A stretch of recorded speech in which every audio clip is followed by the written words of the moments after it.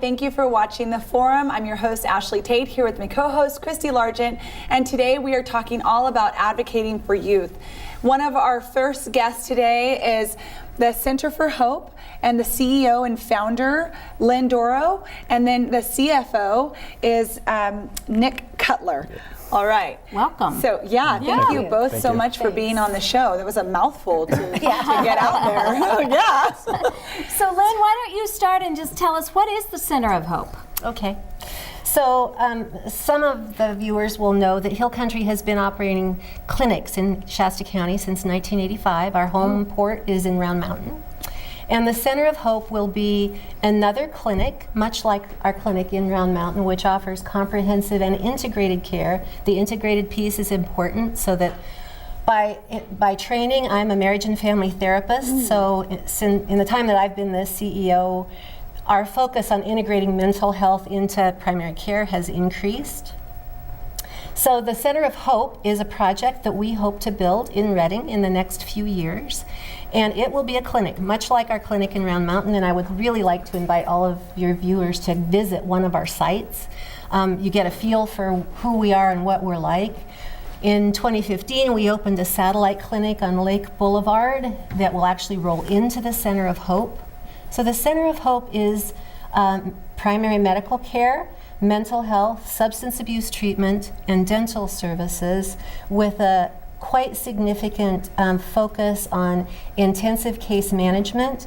And it's intended to be a place where people with complex health and social needs can get a buddy, a set of services wrapped around them to really help them not just improve their lives, but to really live fulfilling lives. So who can actually benefit from these services? I mean, like, who do you generally see right now?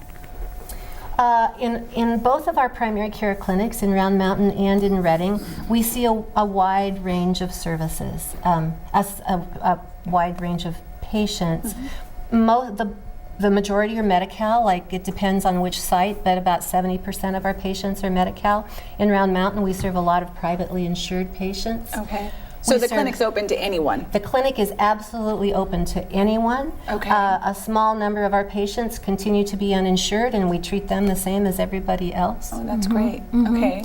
So it's going to be a clinic like what you have now, but isn't there's another component, right? There is another component, and we've recently developed a partnership with both Shasta College and CHIBA, which is the California Heritage Youth Build Academy, which is a great charter school that has 2 vocational tracks, construction and a CNA track, to help students who don't have a high school diploma get their high school diploma. They have a focus on kids up to the age of 24.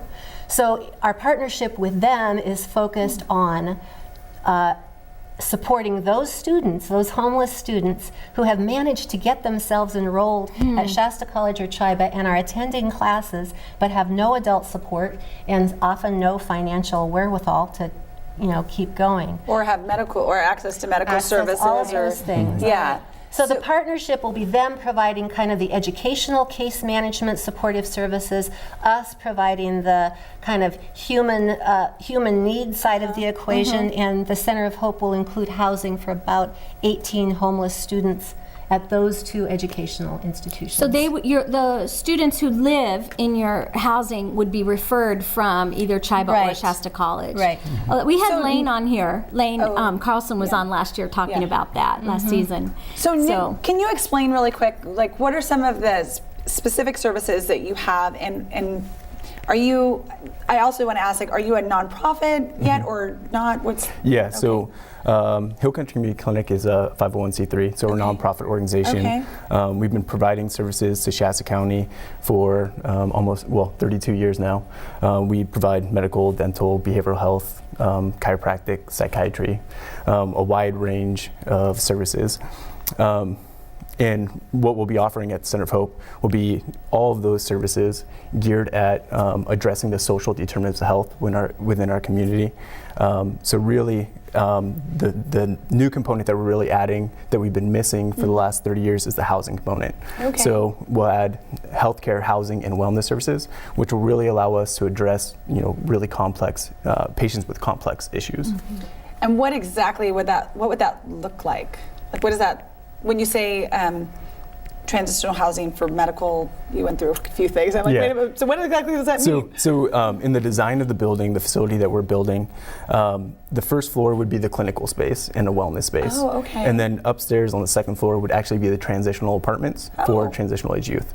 So the first floor would be open to the entire community, so they can get medical, dental, all the healthcare needs, all the healthcare services that they need. And then the second floor would be for our administrative staff, and then also transitional age youth for housing. Oh, Nick, wow. describe the wellness services a bit. So in the wellness services, so we'll have the clinical part on the first floor, and we'll also have a wellness center on the first floor. In the wellness center, we'll have educational, like a technology room. We'll also have a maker space. So kids that are youth or community members that are interested in creating works of art would be able to go there for maybe art therapy, and then also just to really allow them to express themselves creatively. And then also we'd have group rooms for classrooms, Okay. so they can also work on vocational educational continuing education. So Okay. That's so interesting. I think primarily the people who would be taking advantage of that would be the students that are referred to you by these two institutions, correct? Or is it? Are you going to be marketing it to the community itself, or? You know, we've never marketed. And that's worked fine for us because we've always had more patients than we knew what to do with. Okay. So the upstairs residences will surface through this linkage between the two schools. Okay. And somebody, you know, we might have a patient who's a homeless transitional age youth, and a medical provider might say, you need to go to Shasta College. So let's get you enrolled in Shasta County College, and then we'll see if we can get you upstairs for a year or two. So that's one avenue. But we'll also, I went to a lovely wedding over the weekend, and I was telling people there about what this actually is. And one of the hopes is, and then they had a story about someone who had taken in a homeless teenager and an intact family taking them in. And I said, our hope is that we really inspire people. I think there are a lot of families in the community who might be willing to have a homeless student live with them. You know, somebody who had already taken the first steps towards recovery. Can I interrupt you for just a second? Because I want to say that also when you hear about homeless youth, you also, and I'm asking you this, you also hear that there are some that this is a lifestyle for them. So what I wanted to just kind of want to ask and point out is that your program seems to be only for youth who are trying to do more, and they need this as a way to have a stepping stone. Yeah, as a stepping stone. Okay. So I think that's very important to kind of understand, because I think a lot of people turn a blind eye to homelessness in general, and especially our youth, just because it has been said that this is also a lifestyle that people have chosen. So can you kind of expound on that a little bit? Yeah, so like anything else, when you look at it closely, it's much more complex than people want it to be or want to take the time to understand. Right. So in the spectrum of homelessness, and for right now, we'll just talk about transitional age youth, although we're looking at the whole community. But not for your housing. That's what I'm... Not for the housing, and also not for, you know, we see ourselves, and this is one of the reasons we like the location, which is kind of tucked away in East Reading and not visible. One of the reasons we like it is because of that kind of tucked away aspect. Yes. And we're not the first line of defense. The first line of defense is the Hope Van, essential services from Shasta Community Health Center, the mission. I hope that the group that's advocating for a day center can make something happen. Because that's not what you're doing. That is not what we're doing. What are some that's the first line of defense. What are some misconceptions that people have thrown back at you, or that, like when you were talking at the wedding, what are some things that you've been hearing that you could clear up? The fear is, I think, in people is that it is going to be a magnet that attracts homeless people, because there will be free food and they can take a shower and they can do all those things there. And those things are not going to be available there to the public. The only people that will have a shower are the people, the 18 kids that are students at Shasta College and Chiba that are living upstairs. Right. So it's not a cooling center, or it will not be attracting It's just a random recovery people. center. I mean, that's the way to think about it, is that it's a way for people who have already made an internal decision of, I don't want to live this way, I want to make my life better. It's a place for them to get a hand up and some help to make that happen. So what? Oh, No, go ahead. oh, are you sure? I was just Okay, gonna sorry. say, how are you getting funding? Where's your okay. funding coming from? I'll do half of it, you do the other half. You know, the land was a gift from the McConnell Foundation. We have some applications out currently. We will do a very energetic and aggressive capital campaign to raise as much money from foundations and individuals, and we'll do some crowdfunding, we'll do all those things. And Yeah, so one of the great advantages for this piece of property as well is that it's in a severely distressed service tract, which allows us to apply for new market tax credits, which is a huge benefit in terms of financing. So people that aren't necessarily familiar with new market tax credits, some of the advantages are that the first 7 years are interest-free. Are interest-only payments. Okay. And then also after 7 years, about 20% of that debt is rolled off and is forgiven. So at the end of 7 years, your remaining debt is about 80% of the original project. Oh, that's interesting. So that's one of the advantages of this particular piece of property. Overall, I mean, in terms of the financing of the project, we're looking to keep the financing down to about $9 million or so. Wow. Okay. Yeah. So if people wanted to donate or get involved or support you, how do they get in touch with you? they can absolutely get in touch with us through our website, which is simple. It's hillcountryclinic.org. And there's a spot, you can click on Center of Hope and get the information about the Center of Hope. All and right, how to contact us. hillcountryclinic.com. .org. .org. Yep. hillcountryclinic.org. Thanks so much for coming on, you guys. It was great. Thanks for watching. We're going to take a quick break and we'll be right back with the second half.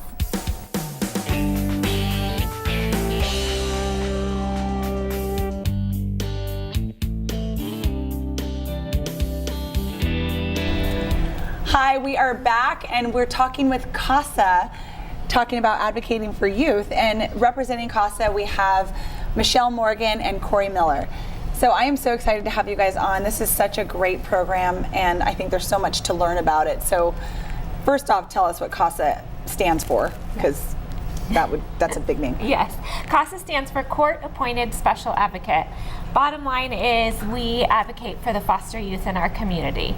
Okay. What that looks like on a day-to-day basis is we build a relationship with these children that are in foster care, and then we advocate for them in the court system. Okay, all right.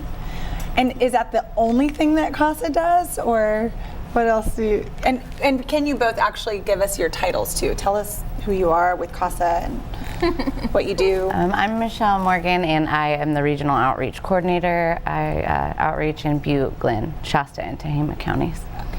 And I'm Corey Miller, and I am the Program Coordinator for Shasta County. I'm also an advocate and have been for the last 4 years. All right. So what kind of things does an advocate do? Mm-hmm. So the first part is just building a relationship with that child. So that means, you go out to ice cream once a week, or you take them to the park or the library. You might help them with homework. You might pick them up from a visit with their bio parents. We really try to build that strong bond and that trust with that child. And then when they have a court hearing, we go to court on their behalf. Sometimes they come to court also, and we write a report for the judge to let them know what's going on with that child and what we feel are some recommendations to help that child navigate through the foster system. What are the ages of the children who are in the program? Any foster youth is eligible for a CASA, so baby up to 18, 20 years old can have a CASA. Wow. What does that look like when you say, I know you just said this, but when you say advocate, what exactly does that look like? If I were interested in signing up and being part of that, do I just get thrown into something? Like I'm just gonna go meet with a kid? Yeah. So what kind of training goes into it? What types of things? What type of person are you looking for an advocate? Explain that, because it's a pretty big. I would say that a lot of our advocates are retired teachers. That's a good portion of them, but anybody can be an advocate. We have an application that you fill out, and then there's an interview that you go through. Of course, there's background check and fingerprinting and that sort of thing. There's 30 hours of training that happens.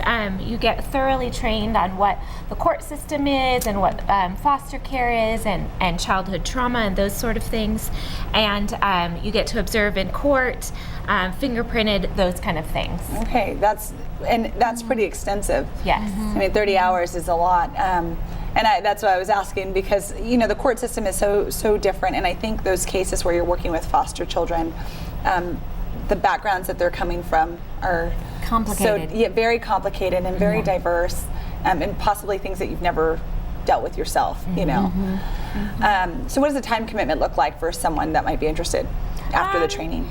It's about 10 hours a month, approximately. It just kind of depends. We're pretty upfront about the cases and what we think that case may entail. Every case is different, and so sometimes it's a lot more labor intensive, sometimes it's not as much. So it just kind of varies. But it's usually meeting with that child, for an hour or two a week based on your schedule and their schedule, and then appearing for court hearings or possibly a school meeting or those kind of things. Do you get appointed a child, or do you get to say I'd be okay with this case, but not necessarily this case? Yes, so the advocate has choice, and they're given a couple of cases to read. If that doesn't sit well with them, or they know somebody from that case, they get to choose another. Our most important thing is that you have a connection with that child, and they pull at your heartstrings, because if there's not a connection, that child's not going to trust you, and you're not going to be able to advocate for their best interests. How many advocates do you have right now? In Shasta County? In Shasta County, they have 61 advocates. Wow. Shasta and Tehama counties. Together, okay. Yeah, we're a regional program now, and so all the advocates, I put them all in a regional number. We have roughly 125 in Butte, Shasta, Glen, and Tehama. So is this CASA a nationwide program, or is it just something here in the North State? It's national. Okay. It started in Washington, but it is a national program. Okay, but you're run under MVCSS, correct? Yes. They're your umbrella organization. Yes, we But are here you're- regionally. Okay. But not every CASA nationally is under an umbrella or under NVCSS. Okay, but you guys are. Yes. How long has it been going here? In Shasta County, I think about 6 or 7 years. Yeah. Really? I remember when it started, thinking, Yeah. oh, this is a wonderful benefit for these children.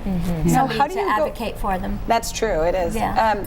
How do you generally go out and do your outreach? Like, what types of things would we expect to see and know? Like, oh, this is CASA. Like, what types of things would we expect to see from that? A lot of times when I go out, it depends. If we have a fundraiser happening, I'll go out and I'll promote that. We have the superhero run that usually runs at the beginning of the first week in November, and then we do that in Shasta, and we also do a superhero run in Butte County. We have a few other fundraisers that we also put on, and so I'll go and promote those, and then I also just go and meet people, try to get the word out, explain what we do. Yeah. The commitment is we do ask a minimum of a year from an advocate. Okay. We do, and because when a child's moving from place to place, they need that consistent person, and so I will go. I explain what CASA is, what we do, why it's important. I give them some statistics from their communities, like how many children there are in need, and regionally there's 1,500 kids in need, and we have 125 advocates regionally. So the need is really high to have more, and so we're getting there. We just need we're a nonprofit as well. 1,500 What do you need? potential Advocates. 1,500 Okay, more advocates, potential okay. children that could use an advocate, and you have 150 advocates.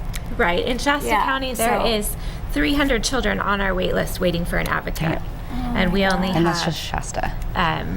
we only have about 50 advocates in Shasta. So the So- worst part of my job is getting the phone call from a guardian or a social worker saying this child needs an advocate, and I have to say, I'll put them on my wait list. I don't have one available right now. Yeah. When they don't have an advocate, what are they dealing with? What types of things are they dealing with? Well, it's just they're moving from different foster homes. They may have moved schools and therapists. A lot of times the CASA is the one person that is the person that has been through their whole entire case with them. And so when they don't have that person to navigate the complex system, the foster system, or to advocate for them to see a sibling that they may not be seeing or a relative that they wanted to see, those are some things that an advocate can help that child with. Yeah, I think those things are important. I mean, like, these questions are coming from I just don't really have a good grasp on the foster care system. And I think a lot of others who might even be interested in doing it, just you don't really know what your role is for those kids, right? And so when you hear like, oh, you just have to take them out to ice cream, you have to do this, what you're saying is actually a lot more in depth than just those things. It's not just a mentor thing. Yeah. We do have the court system piece that we need to that we deal with. But if we don't build that relationship, we don't get to do that Absolutely. part. So it is more than just taking them out for ice cream. Like I said, there's school meetings or maybe a therapist meeting and also court. Okay. So you mentioned that it's nonprofit. So how do you raise money, and what are you mentioned the run is your biggest fundraiser? We have the So how much runs money do you, what are you aiming for as far as funding? My and Corey's goals is an advocate for every child in need. So our goal would be to aim to have an advocate for every child in need. In my eyes, I guess it doesn't really end. But I don't really. I'm like, that's a hard question. Well, is there a financial number that you're looking for? Like you need to keep the program running, or? Yeah, our main cost is the training of advocates. That's our main cost: the background check, the fingerprinting, and all of those sorts of things. And so, I don't necessarily know that people like to donate to just go to that kind of thing. But in order for us to be advocates, we have to do that training. And so. We have the superhero run and other. We do the Casa Blanca. We have the rock and roll that happens. There's also a Glenn County fundraiser that happens too.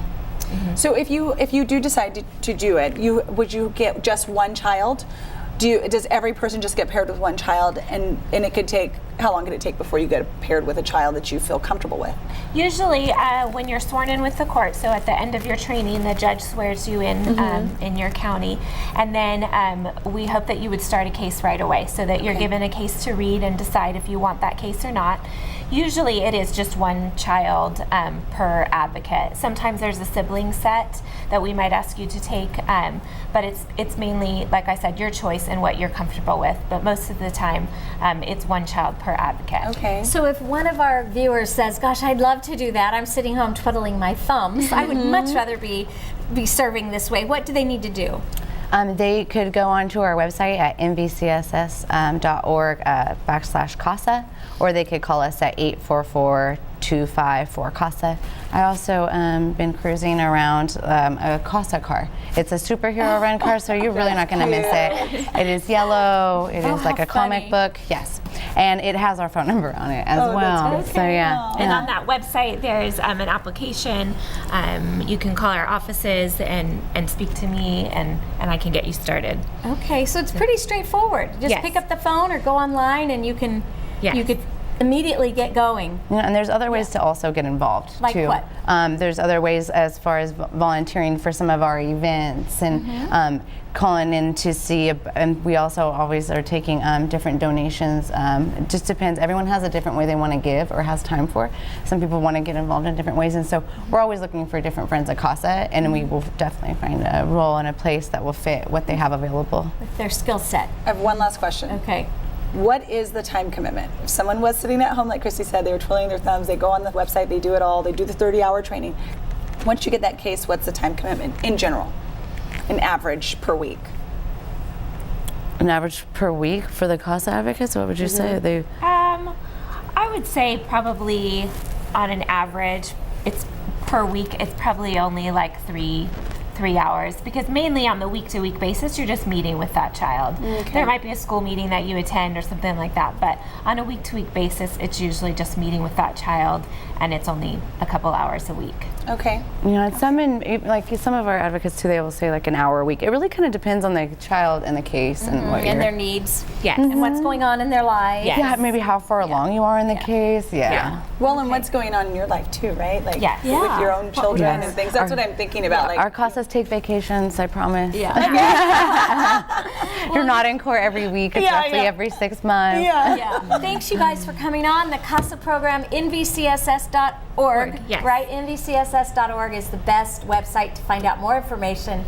Thank you so much for watching the forum. I hope you've enjoyed it as much as Ashley and I have today. Thank you so for much having for us. coming. Yeah, Thank you. It's been great. And we're going to look forward to seeing you again right here next week, here at the forum.